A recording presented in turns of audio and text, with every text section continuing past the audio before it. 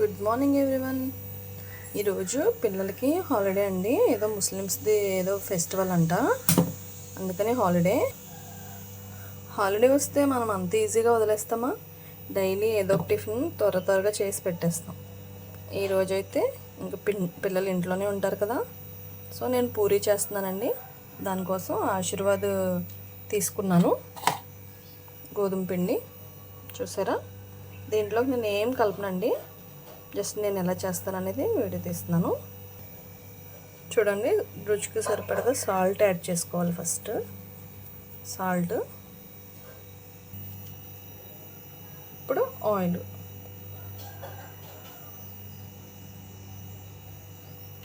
Add చేశాను. ఇది ఒకసారి మనం కలిపేసుకుందాం. ఎక్కువ కాదండి, కొంచెం ఆయిల్ సరిపోద్ది, ఒక 2 స్పూన్స్ సరిపోద్ది ఆయిల్. నేను పూరి గోధుమ పిండితోనే చేస్తానండి, మైదా పిండితో అసలు చేయను. ఇప్పుడు దీన్ని ఆయిల్ని సాల్ట్ మొత్తం కలిసేలాగా ఒకసారి కలిపేసుకోవాలి. ఇలాగా పిండి కలిపేసుకున్నాక అప్పుడే మనం వాటర్ అనేది యాడ్ చేసుకోవాలి. మైదాతో చేస్తారు, బట్ నేనైతే చేయను, హెల్త్కి మంచిది కాదు కదా. వీట్ ఫ్లోర్తోనే అందరూ చేస్తారు, నేను ఇప్పటి నుంచి చేసిన వీట్ ఫ్లోరే.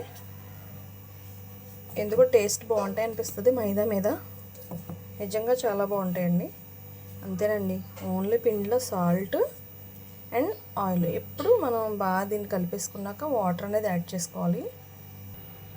చూసారా, ఇలా కలిపేసుకుని ఒక 5 మినిట్స్ పక్కన పెట్టుకుంటే చాలండి. ఇవి ఇప్పుడు చిన్న చిన్న చపాతీలా కాకుండా కొంచెం చిన్న చిన్నగా పూరీలాగా చేసుకోవాలి. చిన్న పూరీలు చేస్తాను అన్నమాట, పెద్దవి కాదు. బాగా చూసారా, ఇలా చిన్న చిన్న బాల్స్ కింద చేసుకోవాలి. ఈ సైజ్ సరిపోతుంది. చేస్తాను అంటే సెల్ఫ్ వీడియో కదా, నేను చేసి మీకు చూపిస్తాను. చూసారా, పూరీలు ఈ సైజ్ చేసుకోవాలి, కొంచెం చిన్న సైజే. ఈ గోధుమ పిండితో చేసే పూరీలు ఏంటంటే కొంచెం బెనిఫిట్ ఉంటుందండి. ఏంటో చెప్పమంటారా? అంటుకోవు. అదే మైదాతో చేశారనుకోండి మొత్తం అంటుకుపోతాయి, ఒకసారి చేసుకోలేం కదా. ఇలా నేనైతే ఇవి చేయడానికి మినిమం నాకు 7 మినిట్స్ పట్టింది. ఇంక ఇవి ఆయిల్లో డీప్ ఫ్రై చేసుకోవడమే. పిల్లలైతే చాలా ఇష్టంగా తినేస్తారండి పూరీలు అంటే. ఎందుకంటే డైలీ అట్లు లేకపోతే ఉప్మా, పెసరట్లు ఇవే కదా వాళ్ళకి బోరింగ్ అనిపిస్తుంది. అదే పూరి ఏదైనా ఆయిల్లో డీప్ ఫ్రై అయిన టిఫిన్కి ఎక్కువ ఇష్టపడతారు కదా ఎవరైనా. కనీసం కొంచెం లావుగా ఉన్న వాళ్ళు కూడా ఎక్కువ బజ్జీలు అవి ఇవి తినడానికి ఇష్టపడతారు. పిల్లలు కూడా అంతే కదండి. దీనికి కాంబినేషన్ మీరు దేంతో తింటారు? పూరీ కర్రీ చేస్తారా? మాకైతే ఇంట్లో చికెన్ కర్రీ ఉంది, సో ఈరోజు చికెన్ కర్రీతో మేము పూరీస్. మా హస్బెండ్ అయితే టీ పెడుతున్నారు.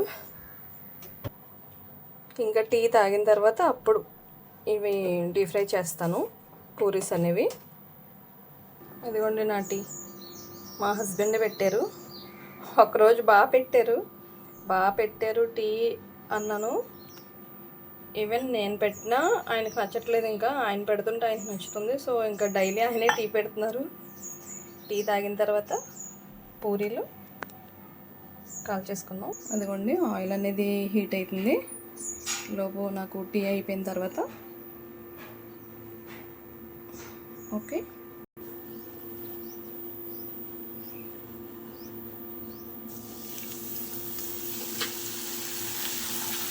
తక్కువ ఆయిల్ సరిపోద్దండి, ఎక్కువ ఆయిల్ అవసరం లేదు.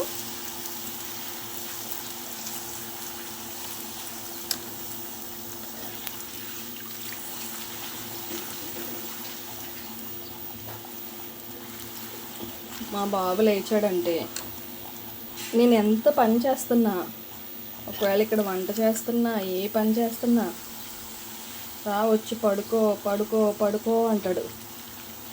వాడికి పొద్దున్నే లేస్తే అంత గారం అండి. ఇప్పుడు లేచాడు, ఫోన్ పట్టుకుని ఉన్నాడు, అందుకని నేను ఈ టిఫిన్ వేయగలుగుతున్నాను. ఈ టిఫిన్ కలిపి చేసేంత వరకు లేవలేదు. ఇప్పుడు కాలుద్దాం ఇవి అనుకున్నప్పటికి లేచిపోయాడు. ఫోన్ ఇచ్చి మేనేజ్ చేస్తున్నాను వాడిని, లేదంటే ఇంకా మమ్మీ రా పడుకో అంటాడు. మీ ఇంట్లో కూడా ఇంతేనా? చిన్నపిల్లలు పని చేసుకొని ఇస్తారా? చూసారా, నిన్నైతే మాకు ఫిష్ ఫ్రై అనేది ఉందండి, దానివల్ల నేను ఈరోజు పప్పుచారు పెట్టేశాను. పూరీలోకి చికెన్ ఉంది. సో అదే ఇది. మీరేం చేస్తున్నారు ఈరోజు బ్రేక్ఫాస్ట్ పిల్లల కోసం? నేనైతే ఇలా పప్పుచారు అయితే మనకి ఒకవేళ లంచ్ బాక్స్లో పెట్టాలంటే కూడా అవ్వదు కదా, అందుకే ఇంటికాడ ఉన్నప్పుడు కొంచెం పప్పుచారు, చారు, పప్పు చారు అలా పెట్టుకుంటే బాగుంటాయి కదా.